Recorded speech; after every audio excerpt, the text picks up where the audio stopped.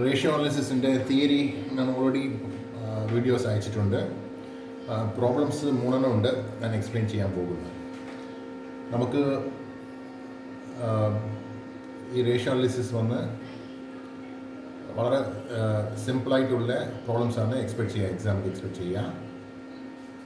Profit and loss account അല്ലെങ്കിൽ balance sheet അല്ലെങ്കിൽ profit loss account and balance sheet രണ്ടും കൂടിയിട്ട് പ്രോബ്ലത്തിൽ കൊടുത്തിട്ടുണ്ടാവും. പിന്നെ ചില റേഷ്യോസ് ചോദിക്കും. ഓക്കെ, സോ ഒരു പ്രോബ്ലം ഇങ്ങനെയാണ് ഉണ്ടാവും. From the following income statement അറിയില്ലേ? ഇൻകം സ്റ്റേറ്റ്മെൻറ്റ് പറഞ്ഞാൽ trading account and profit loss account രണ്ടും കൂടിയിട്ടാണ് ഇൻകം സ്റ്റേറ്റ്മെൻറ്റ് പറയും. Okay, so from the following income statement compute gross profit ratio, net profit ratio, operating ratio, ഇങ്ങനെ 6 റേഷ്യോസാണ് ചോദിക്കുന്നത്. താഴെ വിവരങ്ങൾ കൊടുത്തിട്ടുണ്ട്. ഓക്കെ, സോ ഇപ്പോൾ ഇത് ബേസ് ചെയ്തിട്ട് നമ്മൾ ഈ റേഷ്യോസ് വർക്കൗട്ട് ചെയ്യണം. നമ്മളെല്ലാവർക്കും അറിയില്ലേ ഗ്രോസ് പ്രോഫിറ്റ് റേഷ്യോ അങ്ങനെ പറഞ്ഞാൽ അതൊക്കെ ഒരു ഫോർമുല ഉണ്ട്. അതായത് gross profit divided by net sales into 100. Okay, ആ ഫോർമുല ആണ്. ആ ഫോർമുല നമ്മൾ എഴുതിയിട്ട് ഈ ആ ഐറ്റംസ് എവിടെയാണ് ഉണ്ടോ അത് നോക്കിയിട്ട് അത് സബ്സ്റ്റിറ്റ്യൂട്ട് ചെയ്തിട്ട് ഓക്കെ നിങ്ങളെ ആൻസർ എഴുതും. അത്രയാണ്. സോ വളരെ സിമ്പിളായിട്ടുള്ള ഒരു എക്സസൈസാണ് ഈ റേഷ്യോ അനാലിസിസ്. ഓക്കെ, നമുക്ക് 1 by 1 ആയിട്ട് നമുക്ക് നോക്കാം.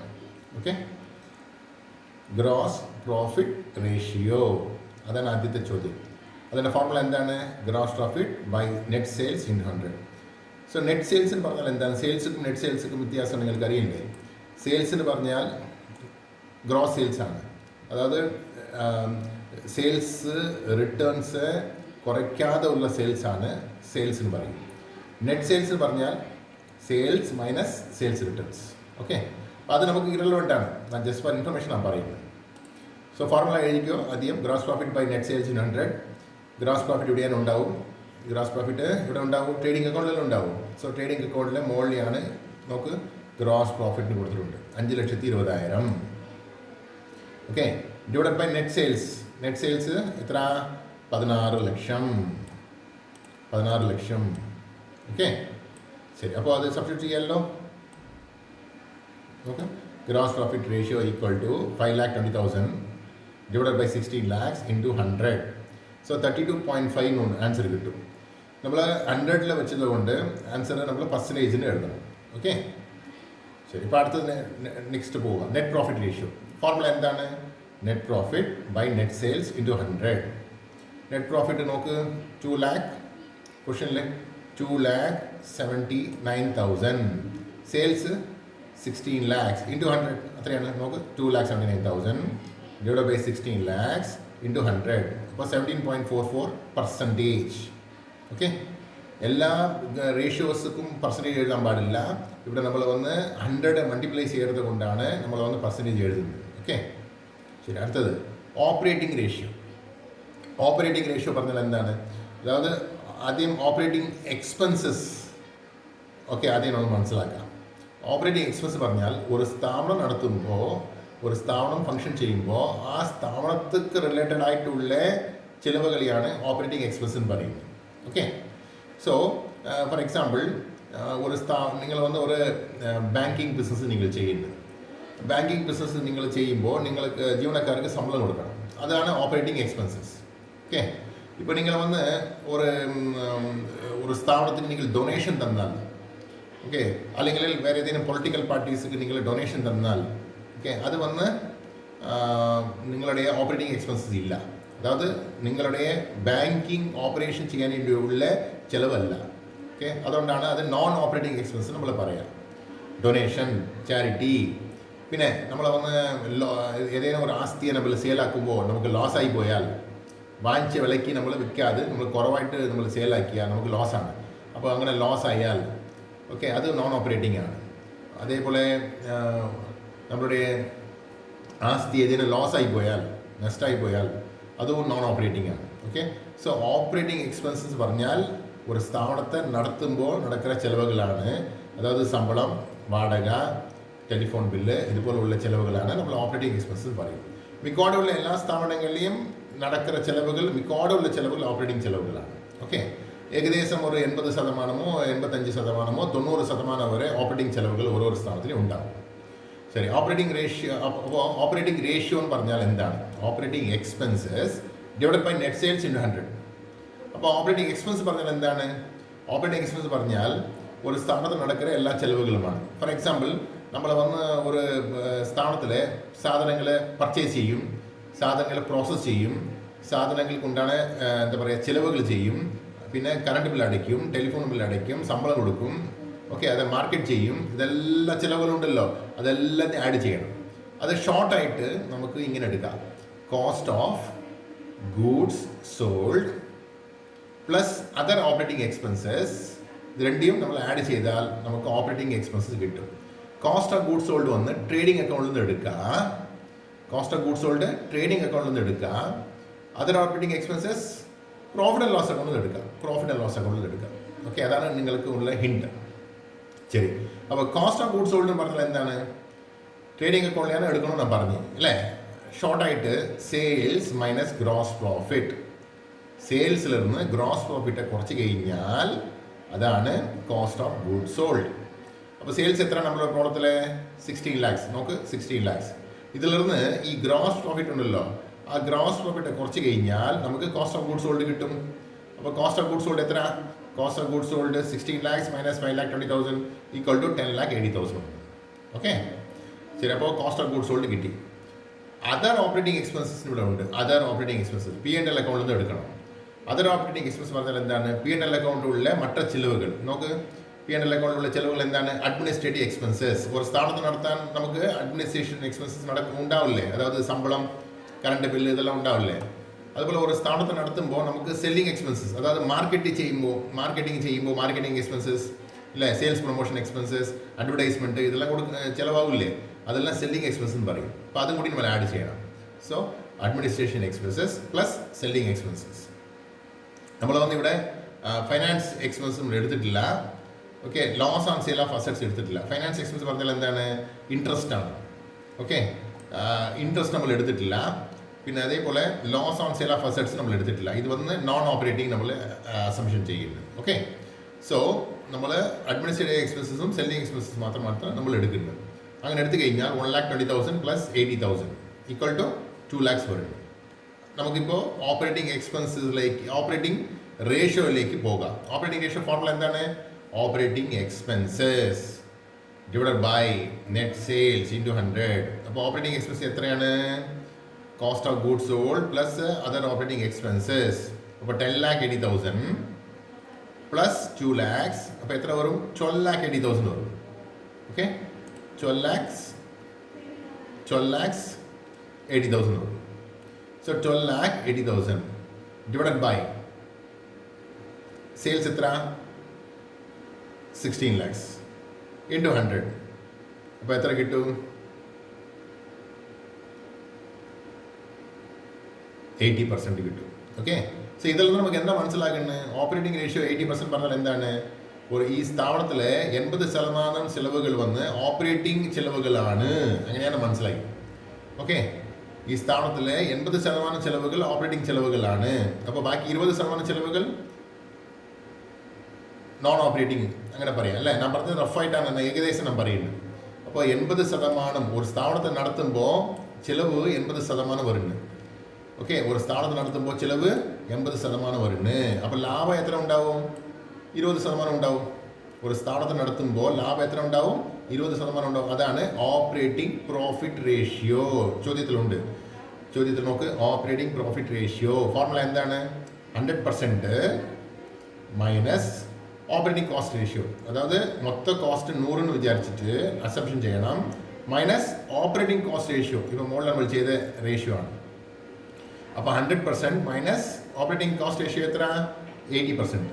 ഓക്കെ, അപ്പോൾ 100 മൈനസ് 80 ഈക്വൽ ടു 20. അതാണ് operating profit ratio. Okay, so ഒരു സ്ഥാപനത്തിൽ നടത്തുമ്പോൾ ഓപ്പറേറ്റിംഗ് ചിലവ് 80%, ആ സ്ഥാപനത്തിൽ നടത്തുമ്പോൾ ഓപ്പറേറ്റിംഗ് പ്രോഫിറ്റ് 20%. ഓക്കെ, ഈ ഓപ്പറേറ്റിംഗ് പ്രോഫിറ്റും നെറ്റ് പ്രോഫിറ്റും വ്യത്യാസം ഉണ്ടാവും. ഓപ്പറേറ്റിംഗ് പ്രോഫിറ്റ് എപ്പോഴും അധികം ഉണ്ടാവും. നമുക്ക് 20% ഉണ്ട്. ബട്ട് നെറ്റ് പ്രോഫിറ്റ് റേഷ്യോ എത്ര ഉണ്ട്? നെറ്റ് പ്രോഫിറ്റ് റേഷ്യോ 17% മാത്രമേ ഉണ്ട്. 17.44% മാത്രമേ ഉണ്ട് അല്ലേ? ഓക്കെ, അപ്പോൾ ഒരു സ്ഥാപനത്തിന് നടത്തുമ്പോൾ ഓപ്പറേറ്റിംഗ് ചെലവ് 20%, അതായത് ഓപ്പറേറ്റിംഗ് പ്രോഫിറ്റ് 20%. അപ്പം നമുക്ക് കിട്ടിയത് എത്ര? 17% മാത്രം കിട്ടി. അപ്പോൾ ബാലൻസ് 3% ഏകദേശം എവിടെ പോയി? അത് ആവശ്യമില്ലാതെ നോൺ ഓപ്പറേറ്റിംഗ് ചെലവുക്ക് പോയി. ഓക്കെ, ആവശ്യമില്ലാതെ നോൺ ഓപ്പറേറ്റിംഗ് ചെലവുക്ക് പോയി, ഓപ്പറേറ്റിംഗ് ചെലവുക്ക് പോയിട്ടില്ല. ഓക്കെ, മനസ്സിലായില്ലേ? അടുത്തതിലേക്ക് പോവാം.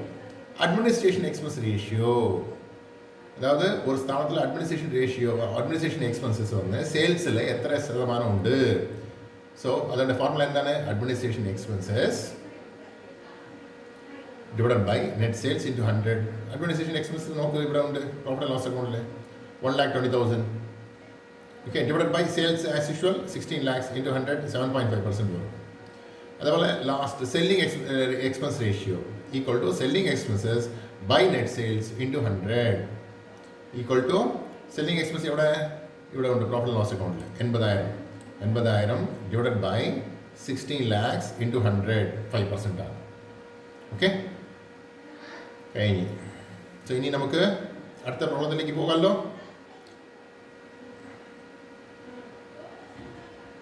അടുത്ത പ്രോബ്ലം ഒന്ന് ബാലൻസ് ഷീറ്റ് തന്നിട്ടുണ്ട്. നമുക്ക് ബാലൻസ് ഷീറ്റ്, അസറ്റ്, ലയബിലിറ്റി തന്നിട്ടുണ്ട്. ചില റേഷ്യോസ് ചോദിക്കുന്നു, കറണ്ട് റേഷ്യോ, ലിക്വിഡിറ്റി റേഷ്യോ, ഇങ്ങനെ ഒരു 5 റേഷ്യോസ് ചോദിക്കുന്നു. ഓക്കെ, ഇതിൻ്റെ ഫോർമുലസ് എല്ലാം നേരത്തെ ഞാൻ തന്നു. ഇപ്പോൾ ഈ ആൻസർ ഇവിടെ ഞാൻ തന്നിട്ടുണ്ട്, ജസ്റ്റ് നിങ്ങൾ നോക്കിയാൽ മതി.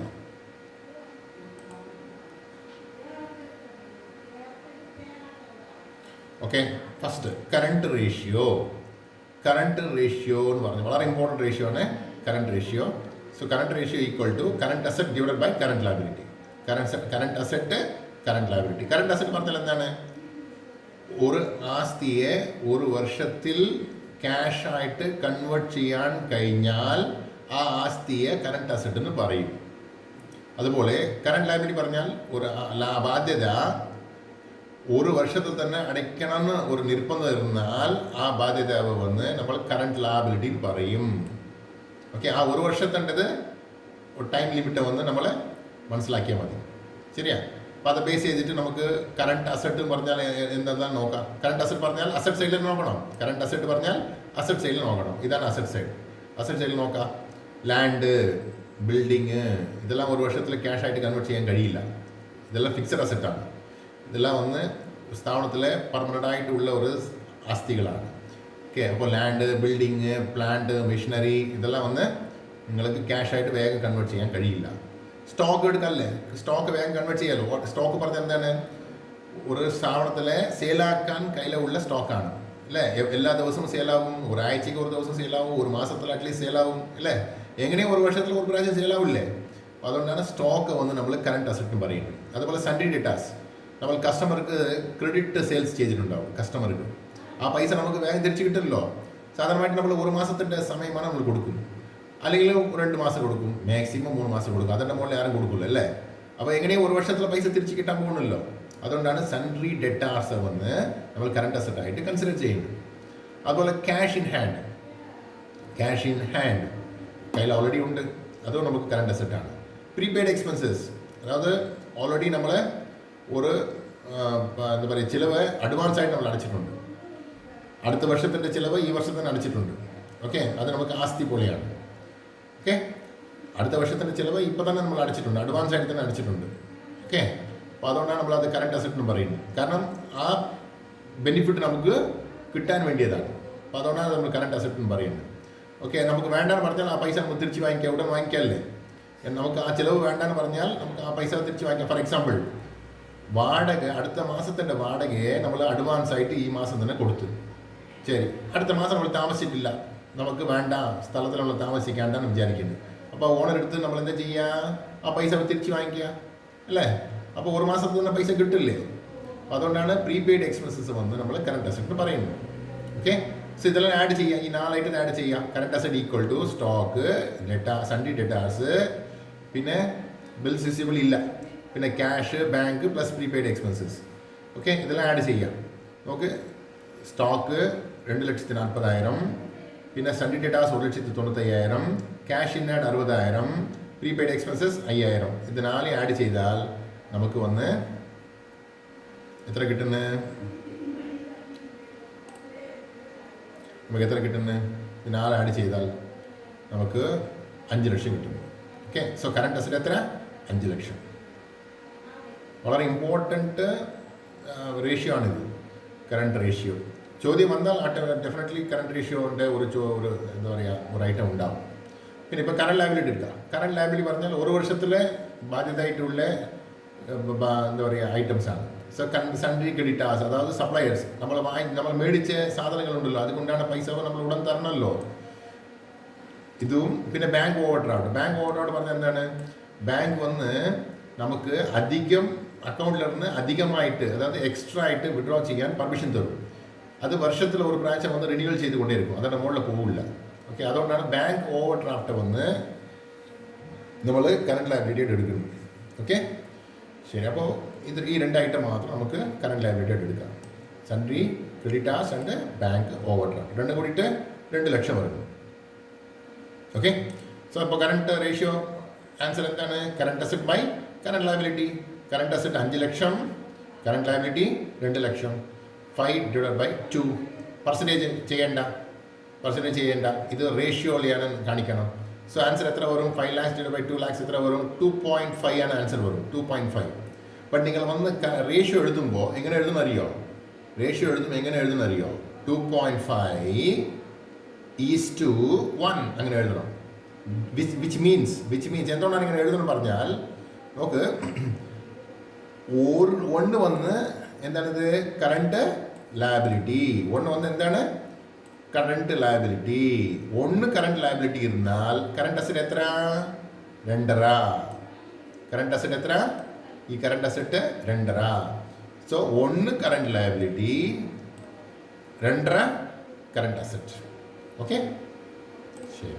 അപ്പം അങ്ങനെയാണ് റേഷ്യോസ് ഒന്ന് എഴുതണം. 2.5:1, 5:1 അങ്ങനെയാണ് എഴുതണം. ശരി, അടുത്തത് അടുത്ത ചോദ്യം liquidity ratio. Liquidity ratio equal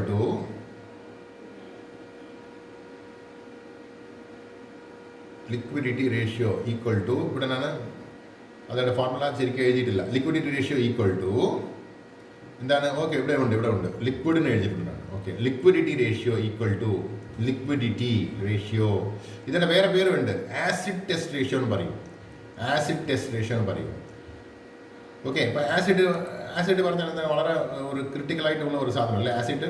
നമ്മൾ പട്ടിന് വന്ന് നമുക്ക് എന്താണ് അതിൻ്റെ ഒരു എഫക്റ്റ് കിട്ടും. ആസിഡ് ഭയങ്കര ഡേഞ്ചറസ് ആണ് അല്ലേ? അപ്പോൾ ലിക്വിഡ് അധികമുള്ള അതായത് ക്യാഷായിട്ട് വേഗം കൺവേർട്ട് ചെയ്യാൻ കഴിയുന്ന സാധനങ്ങളെയാണ് ലിക്വിഡ് അസറ്റ് എന്ന് പറയും.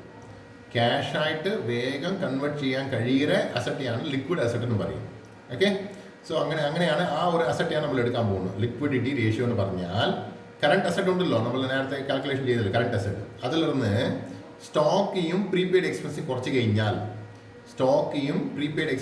കഴിഞ്ഞാൽ ലിക്വിഡ് അസറ്റ് കിട്ടും.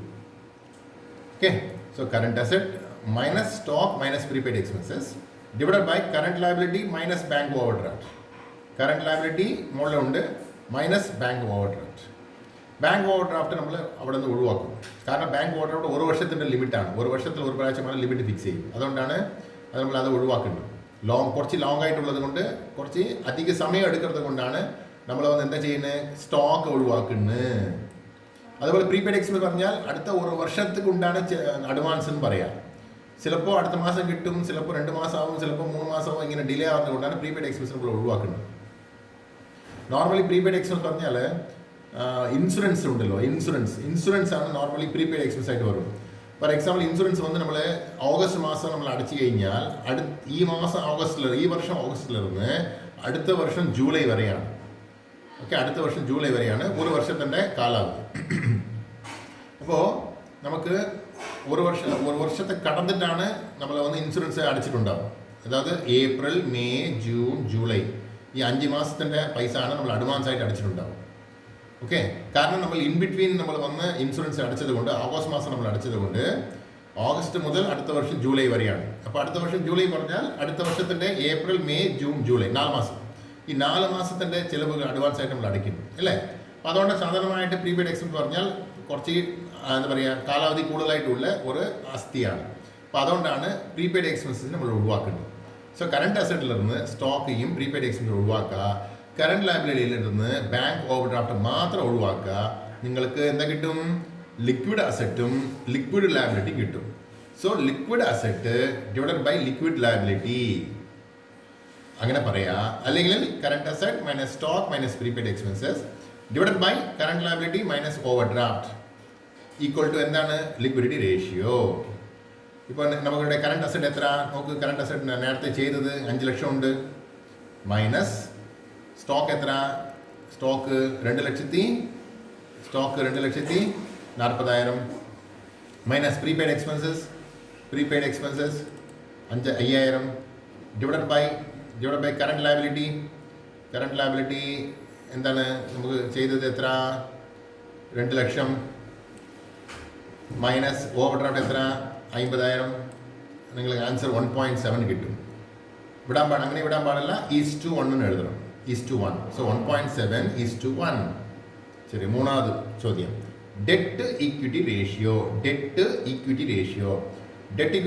Equal to debt divide by equity. Debt പറഞ്ഞാൽ കടം, ഈക്വിറ്റി പറഞ്ഞാൽ സ്ഥാപനത്തിൻ്റെ സ്വന്തം പൈസ.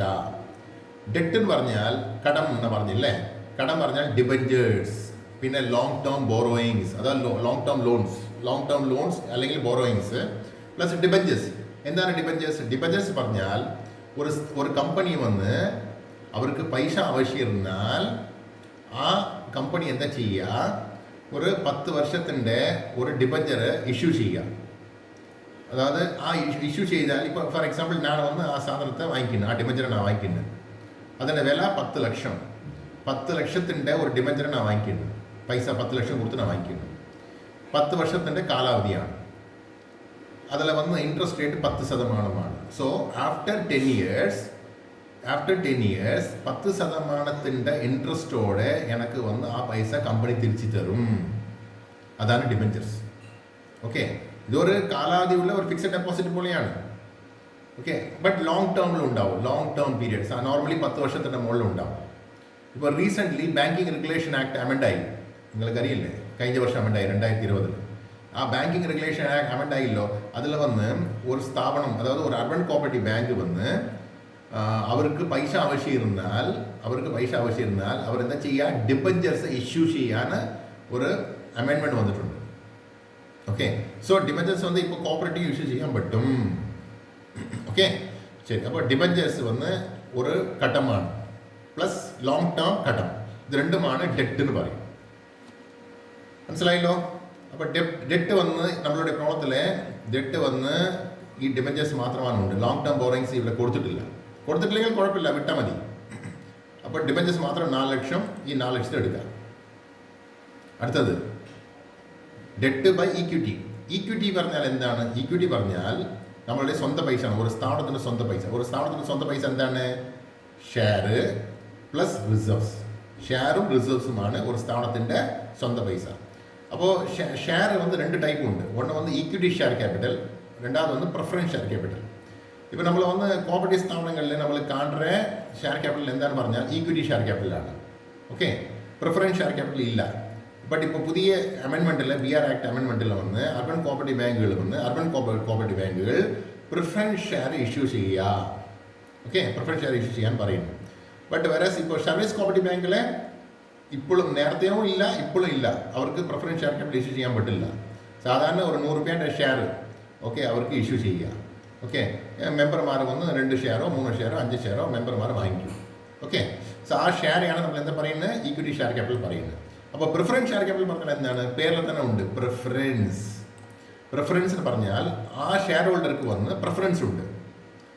എപ്പോൾ പ്രിഫറൻസ് ഉണ്ട്? അവർക്ക് വന്ന് മിനിമം ഇത്ര ഡിവിഡൻഡ് കിട്ടും. പിന്നെ അവർക്ക് ഒരു സ്ഥാപനം ലിക്വിഡേഷൻ ആകുമ്പോൾ, ഒരു സ്ഥാപനം നഷ്ടപ്പെട്ട് പൂട്ടുമ്പോൾ ഈ ഷെയർ ഹോൾഡർക്ക്, പ്രിഫറൻസ് ഷെയർ ഹോൾഡർക്കാണ് ഫസ്റ്റ് പ്രിഫറൻസ് കിട്ടും. അതായത് പൈസ കിട്ടാൻ ഫസ്റ്റ് പ്രിഫറൻസ് കിട്ടും. അവസാനം ആർക്കാണ് കിട്ടും? ഈക്വിറ്റി ഷെയർ ഹോൾഡർക്കാണ് കിട്ടും. ഓക്കെ, ശരി.